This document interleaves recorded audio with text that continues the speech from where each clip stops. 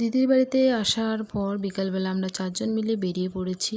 তো আমরা চলে এসেছি জল আনতে, কারণ বাড়িতে অল্প জল আছে। দিদি বলছে যে চলো একটু তাহলে জল নিয়ে আসি। তো আমি বলছি ঠিক আছে চলো, তার মধ্যে একটু ঘোরাও হবে। আমার বিকেলবেলা বাড়িতে থাকতে ভালো লাগে না, একটু ঘুরলেই মনটা শান্তি লাগে। তো যাই হোক আমরা চলে এসেছি বিকেলবেলা। আর দিকে ইস্যু মানে কী বলবো, এত দুষ্টুমি করছে না, জল নাড়বে, শুধু জল নাড়বে, হাত পা ধুবে, মুখ ধুবে, তাও তো প্যান্টটা ভিজিয়ে দিয়েছি। তো তাও আমি জোর করে ওকে দিলাম হাত পাগুলো ধুয়ে। তো যাই হোক ও এখন চলে যাচ্ছে একা একাই, মনে হচ্ছে কতদিনকার চেনা জায়গা ওটা ওর। তো এখন হচ্ছে আমরা যাচ্ছি বাড়ি। আর রাস্তায় না অনেক ঢেঁকি শাক আছে, তো দিদি বলছে যে ঢেঁকি শাক তুলবো। তো আমি বলছি ঠিক আছে কয়েকটা তাহলে ঢেঁকি শাক তুলে নিই, খাওয়া যাবে আর কি।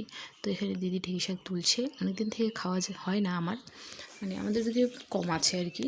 তো এদের দিকে রাস্তার মধ্যে না অনেক আছে, তো অনেক হয়েছে। তো দিদি বলছে তাহলে আমি কয়েকটা তুলে নিই, রাত্রিবেলা রান্না করে খাবো। তো যাই হোক, আর এখানে ইস্যু বলতেছে কি মা দেখো ওরা কি জঙ্গলগুলো নিচ্ছে, ও তো জানে না ওগুলো জঙ্গল বলে। না ওগুলো জঙ্গল না বাবা, ওগুলো খাওয়া যায়। তো আমিও এখানে কয়েকটা তুলে নিচ্ছি।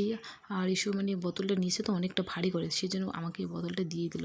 তো যাই হোক এখন ও নিবে হচ্ছে পাথর, যেটাকে বলে সোনা বলে, ওটাকে সোনা নিচ্ছে ও।